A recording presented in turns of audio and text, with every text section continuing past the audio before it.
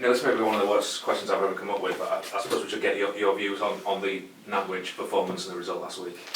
Obviously, performance wasn't good enough, result was not good enough. I think, in the week building up to the game, we looked at how to approach it, and we've had a lot of players, because we've had a lot of injuries, we've had a lot of players carrying niggles that have been getting on with it, and we thought, we need to give them a bit of a breather going into Christmas. And we had a lot of players that had come back from injuries and that needed minutes, so we thought, let's try and give them their playing time, and the team should have been good enough to win the game. And when I look back and watch the game back, you was there, they had a strong wind going one way, and they used the wind really well, put it on us. But really, most of our downfall comes just from balls in our box, long throws, set pieces, and just simple things where we've given responsibility to players to mark a man, and they haven't. And every time the ball went into our box, it was a catastrophe. We didn't adapt to the wind in the first half and dig in and roll our sleeves up and see it through, because the second half it was pretty one-way traffic, even though we only really opened them up in the last sort of 20 minutes, 15 minutes. But that was it. You had to do the nitty-gritty, windy day, in your face team, big strong team coming to beat you up, and every time the ball went in their box, they looked like they was going to score. You talked about, in the past, not knowing what sort of performance your side's going to put in on a game-by-game basis. Were you concerned when you got there and you saw the conditions? No, I think it was enough experience. It wasn't like I put the kids out. It was enough experience. You look at nearly all the players that were on the pitch, you could class as first team players, because I don't know what we haven't really got a reserve. So, yeah, just really disappointing in a number of ways. It was weird, I wasn't even allowed to tread on the AstroTurf. I was told as manager that I weren't allowed on it because I had shoe/trainers on. So I had to stay on the concrete. And yeah, that just added to the day really. I couldn't even get close enough to the pitch to shout to the players, which is what Coxie was doing. But it was just not good enough. But, you have these moments and you learn things, you learn from players that were on the pitch that have been playing in the first team, from players that haven't been in the first team, players coming back from injury. You learn about how they responded to having it put on them in the first half, you're better for it as far as going forward. We know you wanted to move some of the players on as well. Did anyone who played actually press their cause maybe to get a move, or if there's anyone there watching, or do you think they maybe damaged them and you've got stuck with them for a bit longer now? I don't look at it as we're putting them in a shop window. I'm looking at it as I think there's some talent there, but there's not enough know-how. And ultimately, for anybody, whether you're a fan, you guys, if we put you in the position of being the manager of York City Football Club, where we are in the league, down the bottom, and I said, pick your team and pick a 16-man squad that you think week in, week out you're going to go with, the first thing you're going to look for is trust. So I need to trust whoever I put on that pitch to do the stuff that doesn't mean we get exposed, doesn't mean we concede goals, reliability with the ball, decision making, and you need to trust what you're putting on that pitch. And that's what I keep trying to hammer home to the younger lads coming back from injury, whatever it is. I need to trust whoever's on that pitch, because otherwise it's another game gone by and you haven't picked up the points, and another game goes by. That's important. Yeah. Since we last spoke to you have made players available. I know Xander's been made available, Kevin Castro's available, Scott Barrow's available, Kevin Joshua's available. There may be others. Has there been any interest in these players? We've had interest, a few on that sort of list you mentioned, and others. We've had people ring up for loans and we put them to the players. It's not been about our financial recouping, so to speak. We've put it to the players, and the response we've had is, I'm too good for that level, or I don't want to go and play there, or so. And the hard part is, as we know, we're looking at whether we can bolster the squad, simply because with where we are in the league and the quality of all the teams in and around the league, I feel like we need to be better in some areas. We need to raise our levels, and one or two fresh faces in January, good quality, will, I think, raise the bar. And that's what we need to do, because if we just sort of say, we'll go through with what we've got now, we could be in even though we picked up our form in points per game, we could be in a dogfight, and we don't want to be. So sometimes you have to get them players in, and then players might who aren't getting game time might sort of go, oh, I want to play, which you hope they do, and you take them from there. You know, even in January we've got Finn Barnes, we've got Cedric Main, players who we can call back. It's the first opportunity we would have to call them back. So, you know, do we look at them over sort of the first couple of months of the new year and see whether they can force their way in, which adds competition. But if they won't go, what do you do with them on a week-by-week basis in training? Do you maybe isolate them? I know you've heard managers in the past will stick them with the kids. It's not part of my plans. What do you do with these players? It's a tough challenge, you know, on top of everything else we've got going on, which there's nothing anyone can do about the weather, but, you know, the training pitches are flooded, we've got loads of different bits and bobs going on, and it's, you know, if we do, you know, York St John's Uni have been brilliant with us, and we've trained there, but, you know, we get one pitch, and, you know, you might have, if you've got 28 players on one pitch and you've got players needing to do work, it's hard to use that pitch-wise. You've got all these challenges, it's never ideal, which is why I think eventually when we can, you know, get everything how we need to get it going forward, which might not happen anytime soon, but, you know, you work with a 22, maybe a top 24-man squad, and you make the competition for places hot, and you drive the standards, and with that you get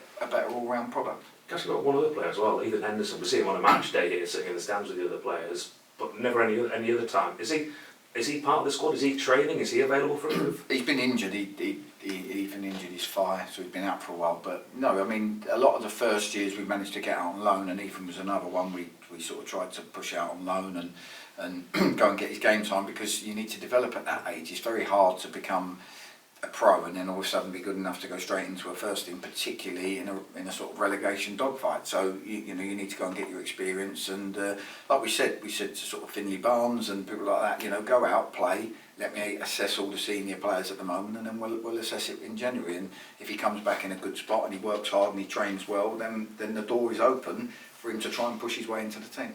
Right, let's look ahead then to Rochdale. We'll stick with the players for now. Players that are available. How's Depot coming along, and Dan Batty? And Adam Crooks, I should say. Yeah, so bad news. So Dan Batty's a real slow burner. You know, he doesn't need surgery on his knee, but it's you know, not sort of fixing quickly. We've had an injection in there. He's also had, unfortunately, his little boy's not been well again, and had to go into hospital. So he's not having an easy time of it. But we have got a program in place where we build him up on an auto-G machine, where it takes some of your body weight so that you get your run in. Same with Levy, whose back's just seized up again since he had the fracture in it, so we might have to deload him and build him back up again. Crooksy, we've taken our time with, because he kept coming back and it wasn't right, and coming back and it wasn't right. So Crooksy's now joined in for the first time today, training, virtually full training. So he's been sort of phased back in. Depot's being phased back in at the moment. He's worked up to about 80%. So he's joined in training, as in we make training sessions where he can be part of it without, you know, having to sprint, expose and stuff like that, so he can pass, he can move.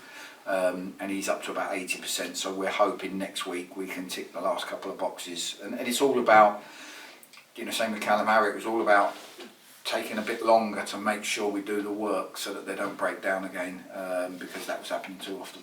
And it's happened for especially Calamari. This is sort of like not just this season, this has been a long-term problem that he's had. Yeah, and that's conversations I've had with Callum, you know, about the robust training, about making sure that the weaknesses have been identified, and he's actually going off doing the work. But there's loads of things we're changing. You know, we've finally got a new sports scientist in who's been brilliant, Paul, and you know, we're now, you know, you've seen it, we've interviewed for physio to try and improve the sports science and medicine department, to make sure we've got the right qualities in there and the right amount of people to deliver. With gym equipment's arriving for our new gym, so we're just trying to, there's lots of things we've been working on behind the scenes. It just doesn't happen overnight, and hopefully once we get a good couple of months with the gym equipment and a bit more structure, we put training back till 11 o'clock, so we have a good hour and a half in the morning where they do their rehab, their prehab. Paul's now put them on programs, everything's structured. We've got new GPS where we have live data, so we can work out who's running what in training, when training needs to be increased, slowed down, whatever. So we're behind the scenes, we're getting there, but it's taken me personally nearly 3 months to kind of, I think, have I been here 3 months? Feels just like 3 months. That feels like 10. But to kind of get all these things, and then they're all long-term things that eventually will make us a much better run outfit. so all of that hopefully will make a difference. And you brought Will Smith back. I presume now he's fully fit and available for selection. Yeah, again, you know, when Will got injured, we had a look in the market, and like I said to you before, the market October, November really wasn't great. You know, you can't sign any Premier League young lads if you had them on your radar. A lot of the, you know, going into Christmas, it's hard to get people to come, you know, if they're down south, to come up north around the Christmas period. January's normally like a reset time where everything, the domino effect starts to kick on, and good players might come available. So when Will got injured and we thought he might be longer than he was, we started looking, but there wasn't anything out there where you say he'll improve us, he'll do well. We trust him if he came in, and then Will reacted well to the injection he had, and he was did some training with Harrogate, and we sort of said, okay, well, we think Will's a very good centre half at this level, so we've extended him for another month, and then in January there's, you know, we've got a meeting in next 20 minutes, I think, everybody, where we're planning our January, and we're looking at the summer, and we're looking at the qualities we want to bring, and hopefully we'll be able to do that business. Is anyone else not available this weekend that we've seen in the last couple of weeks? God, you'd have to throw some names in. I have to think. No, Dyson wasn't fit last week. He just tweaked his face. He's joined in full training today, so he potentially comes back into the reckoning. I don't think there's anyone that's sort of all of a sudden not become available. So yeah, hopefully I'll be able to, you know, sort of bar perhaps Depot and Bats, I'll be able to sort of you know, pick reasonably well. What are you expecting then from Rochdale?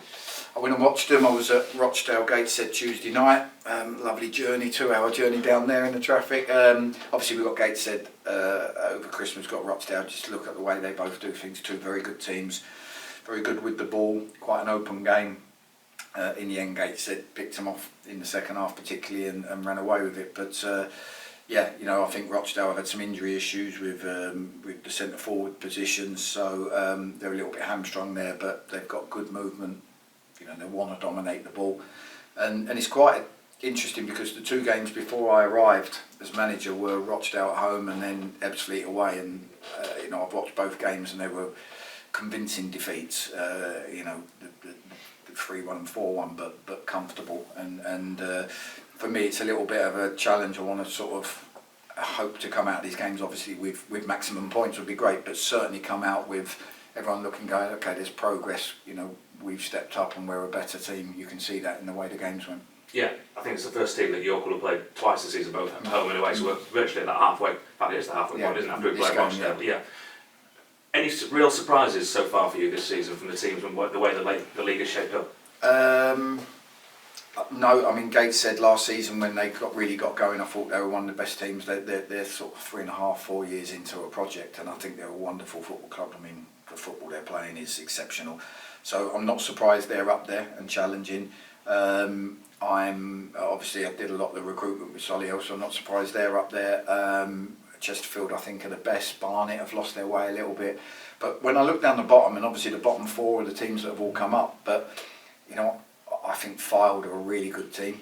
Oxford on their day can beat anyone. They've got injuries. They've had injuries to key players, Ashby in midfield and Parker up front.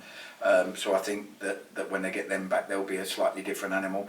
And I think Kiddie will do a good January. I think they'll have a real go. They won't want to slip out. And Ebbsfleet, as you know, can outplay anybody on their day, but can be a little bit erratic. So, and then I look above us, and you know, you look around us, Woking and Boreham Wood, and you look above at Dagenham, and I look and go, they're all good teams who know how to stay up in this league, which is why you can't take anything for granted. When I hear people say, "Oh, you're too good," you know, to go down, I think it's absolute. You know, no, it's not the case at all. I think we need to have a good January to make sure that we give ourselves the best chance of not looking over our shoulder late on in the season. Great, thank you. Neil, Rochdale got hammered at home in the FA Trophy. Jim McNulty was very clear that he rested first teamers, fit first teamers, because he believes they've only got a good enough team for one competition. His result against Nantwich, not so much a blessing in disguise, but just a blessing full stop. I don't know about a blessing. I hate losing, so and particularly the way we did lose. And you should always be trying to win games of football, because I don't think we've won enough for it to be a habit. So I don't know about a blessing. I mean, further down the line, I've got to semi-finals with Notts County and quarter-finals with Solihull, and when you start losing your fixtures, your Saturday League fixtures because of this cup, and then you start having Saturday, Tuesday because they build up, that can be a bit frustrating because you kind of get punished for being successful. And I think if that was to hinder our league form when we're fighting to stay in the league and get ourselves up the table, that would be a worry. So, but no, I don't see it as a blessing because I hate losing and it ruins my weekend. So we'll take it for what it is now. It's gone now. I can't do anything about it. It's taught me a lot about certain things, and we've just got to focus now on getting some points on the board. Before we talk about Rochdale, I see that Depot and Ryan Fallowfield were named in the National League Team of the Half season. What do you make of that? That's great. I honestly couldn't tell you who votes or who sees it. I don't know how that works. Is it fans? Right. Okay, fans vote. That's great. I don't know how it works, but obviously Depot's, I think, been a threat to a lot of teams. So a lot of teams would have seen his qualities. It's unfortunate because, to be fair, in the last 8 weeks I haven't had much of Depot available fit. Both with his ankle after the FA Cup game and more recently with his hamstring. Fallows, he's really, I think I don't know so much before I got here, but since I've been here, the way I like my fullbacks to get forward, he's certainly flourished because he likes to do the hard yards, and I think I praised him after one game for his dynamic running, which is what I want from fullbacks, and I think it suited him being able to make forward runs from the fullback position, and he's been a threat with some assists and some goals. So I'm delighted for any recognition, particularly with where we are in the league. Any recognition for our players is obviously good. Rochdale are knocking on the playoffs, but they've got injuries. Cara Mitchell is out for 8 weeks, and they have more points away than at home. Is it an opportunity to take something from the game? I don't know. I try not to look at all these stats. I just look at how we're best going to get a result, and I see it as a challenge from before I got here, and the defeat they had against Rochdale, where I thought Rochdale dominated them, to where we are now, to make sure that we put in a performance that gives us a chance of winning the game. So yeah, I don't know. I mean, the next 4 games we're playing against good footballing teams. They like to be open and expansive, particularly Gateshead, who are the top of all the charts of possession, and as you've seen, if you get it wrong against Gateshead, you can get beat. I think they've had a few 6-1s and 5-1s and stuff like that. So, we've got to look at all these games and make sure that we're in a good space for the next 4 games, certainly taking us into New Year's Day. And it starts with the Rochdale game, because before you know it, if you don't get much out of the next 2 and then you go into the 2 Gateshead games, it's tough. You're going to be going into the new year not in a good spot. So 1 game at a time. Is it a chance? It's all down to how we perform, and you guys have spoke to me after games before. You've seen the good, the bad, the ugly. We need to try and get more consistent at the good. You say you have a nous about training and how it's going. How's training been going this week? I think it's we've certainly. I mean, the early part of the week's all about the fitness, the physical element. We've got good distances on Tuesday. We was hitting 9.5k in training with a lot of the intense work we wanted to do. So from a physical perspective, we feel like these last couple of weeks we've really pushed them hard going into the Christmas period.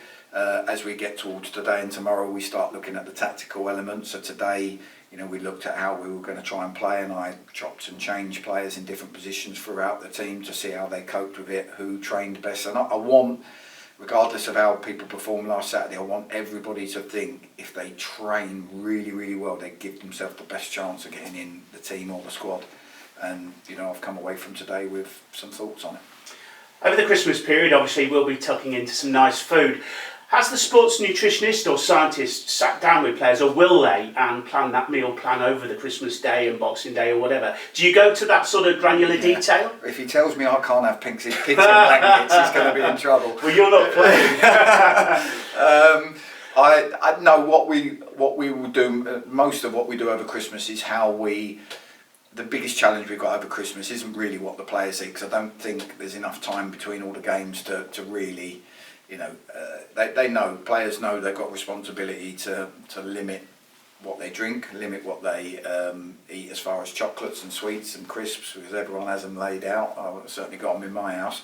They know their responsibilities on that and what sort of foods they need to get into them, but you're not going to tell them they can't have a roast turkey on Christmas Day. The biggest challenge we've got is how we get from playing a game and preparing for a game on the 23rd to then trying to, with hardly any training, be able to get prepared to play against the team on the 26th who used to dominating the ball. So that's going to be the biggest challenge, is to get them physically and mentally and tactically switched on in 3 days when they can't do a lot of training. Do you train on Christmas Day? Over the years I haven't. I feel like there's nothing I can do on Christmas Day that I can't do on Christmas Eve as far as match prep. We're still in debate over what we do this year. The problem we have is if the pitch is waterlogged at the training ground and everywhere else that we can use is closed and shut, then you are limited as to what you can train. So we're looking at that still at the moment, because obviously trying to prepare right for the 26th is our priority. So we're looking at what's best to do, but we may not even have anywhere to train if the rain carries on the way it has been.